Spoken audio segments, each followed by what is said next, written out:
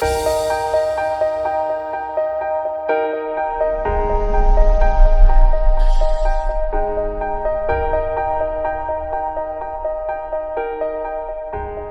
nama gue Sabrina Tika. Gue adalah seorang content creator dan creative consultant. I work for myself. Konten yang terakhir gue ikutin adalah berbagi perspektif. Sebenarnya berbagi perspektif itu menjadi medium gue untuk mengenal diri gue sendiri. Begitu anehnya Pak, tapi gue mengutarakannya ke orang banyak. Gitu. Jadi perspektif gue tentang gue, tapi untuk orang dan akhirnya untuk gue juga. Sebenarnya dokter, apa aku pernah ngecek aku bipolar gitu. Iya, kamu tuh bipolar, tapi ada type-nya. Ada yang mania, ada yang enggak. Dan gue memiliki fluktuasi emosi yang tidak normal. Kayak ini adalah garis lurus, garis linear. Ketika lo emosi kan kayak gini nih. Nah, gue tuh grafiknya gini.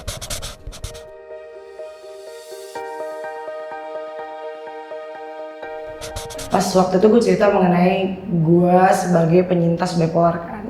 Padahal nih kocaknya, pada saat setelah itu muncul, beberapa sahabat-sahabat terdekat gue yang juga bukan bekerja ya, mendalami psikologi dan juga ternyata menjadi first aid in mental illness and mental health, ngomong kayak, lo tuh sebenarnya nggak bipolar tahu, kayak you don't have the traits to be a bipolar, maybe you have a manic depression but you don't have a bipolar. Dan in that sense bikin gue kayak that is weird, karena gue ngerasa ada fluktuasi emosi yang gue cerita itu dan gue didiagnosa secara klinikal bahwa gue bipolar. Gue ternyata tidak se-lost temen gue kira, karena dia punya adik yang bipolar gitu. Jadi dia punya adik yang bipolar, kakaknya juga bipolar, dan dia juga first aid mental illness untuk suicide and everything like that. Terus akhirnya itu membuat gue jadi kayak kenapa gue bilang itu berubah perspektif gue tentang gue jadi reflect to myself begitu, kayak am I really bipolar person or is this bipolar gonna define who I am or whatever. Tapi terlepas dari apapun yang udah gue bilang, I'm glad I did that, karena akhirnya itu mengajarkan gue bahwa mental illness atau apapun itu harus kita diagnose berkali-kali. Kayak waktu lo bersin, lo batuk-batuk, flu nih gitu. Sekarang udah tiba-tiba, ternyata lo nggak flu, ternyata cuma alergi debu gitu misalnya. Nah itu juga menjadi pelajaran buat gue. Terus akhirnya bikin gue jadi lebih pengen mengenal diri sendiri dan bukan self-diagnose ya, kayak I think it's getting to know myself better and work on myself a little bit more rather than just like gue bipolar titik gitu. Setelah itu tayang, gue masih mengalami stres yang tinggi gitu, terus masih tapi yang paling berat tuh ketika gue tau nyokap gue sakit and then she got ill like really bad. Terus kayak semua yang udah gue rasa udah pernah gue lewatin, it doesn't really matter at all, cause I think having my mom sick, it was the toughest thing I've ever felt. Karena menurut gue orang tua lo sakit, apalagi yang terdekat buat lo tuh itu another level of pain sih. And my life is not so perfect right now, but I'm trying to find a silver lining. Gue mencoba mencari hal-hal yang patut gue syukurin, dan ketika lo lagi dalam keadaan when you're in total pain, it's so hard to find things that you need to be grateful for.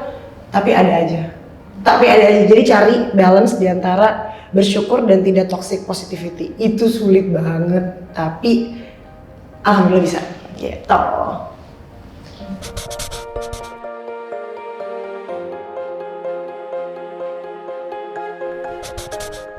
The reason why I wanna do menjadi manusia itu karena memang kalau memang ada amal yang baik yang bisa gue bikin, yaitu dengan sharing cerita gue.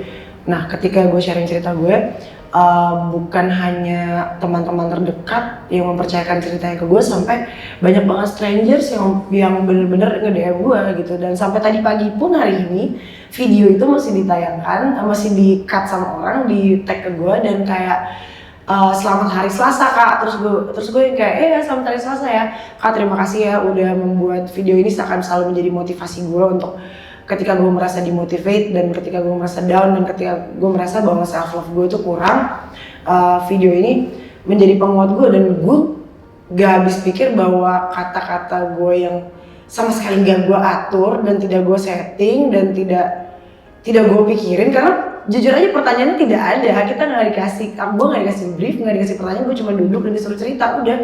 Dan ternyata tuh memberikan impact yang begitu gede gitu loh, dan orang-orang jadi lebih mempercayakan ceritanya ke gue. Dan mungkin next stepnya gue tuh lagi pengen ngambil kayak jadi, gue pengen jadi first aid mental illness support gitu. Itu bikin gue ngerasa kayak maybe this is one of my calling, you know, kayak maybe this is one of the things that I'm kind of good at. Mungkin ada alasan kenapa orang suka banget curhat sama gue gitu. Jadi ternyata ini alasannya gitu.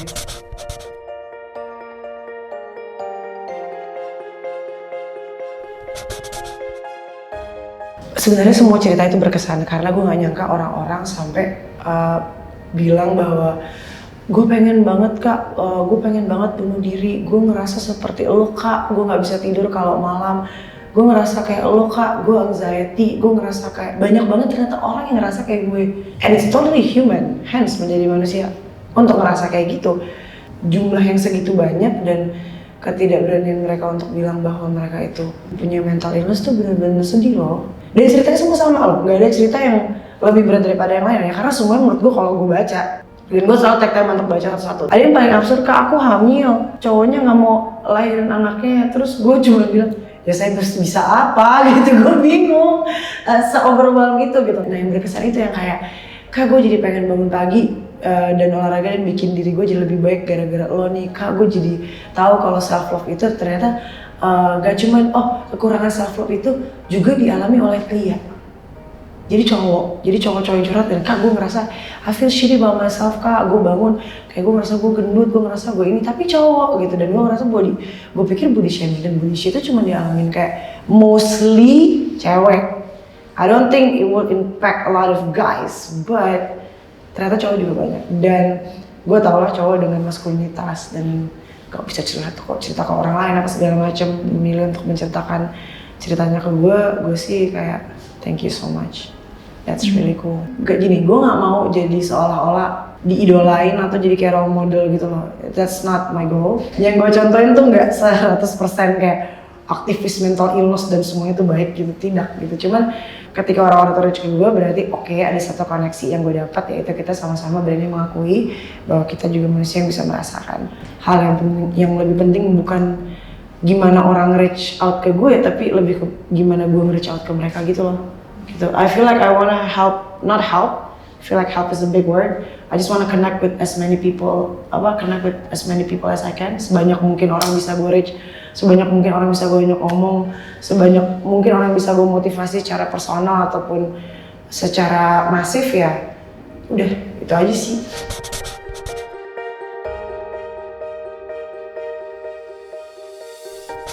I don't know how to respond to that, to be honest, karena kayak gini, kalau gue mikirnya gue nggak mau menyebut cerita gue tuh jadi kayak konten, ngerti gak sih? Jadi apa yang gue perbuat hanya sekedar sharing, dan kalau memang ada yang bisa diambil dari itu, gue seneng banget. Kenapa gue selalu akan mau dipanggil untuk melakukan video klip untuk melakukan video kayak gini? Karena gue ngerasa ya udah nih, kalau gue mau nge-reach banyak orang dan membuat orang merasa seakan-akan lo nggak sendirian, this is one of the practical way to do it, you know. And it's like I'm speaking to my friends at home, you know.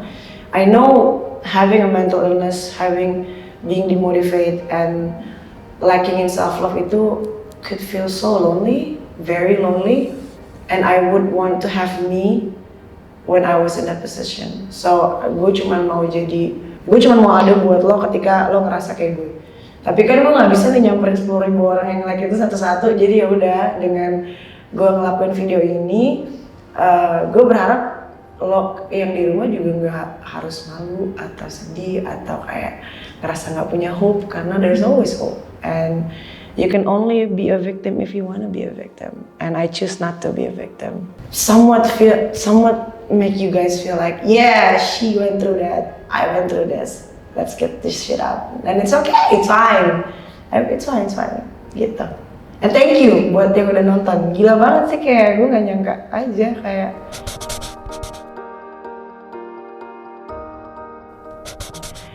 cerita mereka juga bikin gue ngerasa no matter how hard gitu, segimanapun ribetnya masalah gue, seberat apapun masalah gue, tiap kali gue bangun pagi, gue masih punya orang yang on par sama gue gitu loh. Kayak oke, hari ini gue ngerasa sucks, tiba-tiba dia ngomong dia juga ngerasa sucks. Jadi kayak kita pegangan tangan secara online, tau gak sih? Kayak we're holding on each other's hands like online, not seeing each other, but tapi kayak dia tahu like I got them and they got me too gitu. Jadi kayak we got each other.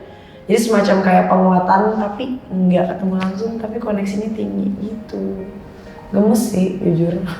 Gemes banget. Gue mau sih kayak nolongin orang, gue mau sih.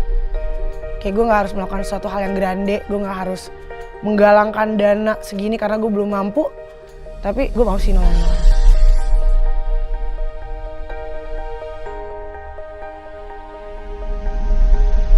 Nama saya Rega Bernando. Saya pernah mengisi konten di Menjadi Manusia, berbagi perspektif mantan transgender. Aku nggak tahu, aku ada perasaan jadi takut dengan hal-hal seperti itu. Jadi lama-kelamaan kalau ada orang yang kayak gitu, yang nyamperin atau nge-reach atau segala macam, aku langsung bilang kayak sorry, mungkin salah orang, mirip aja kali.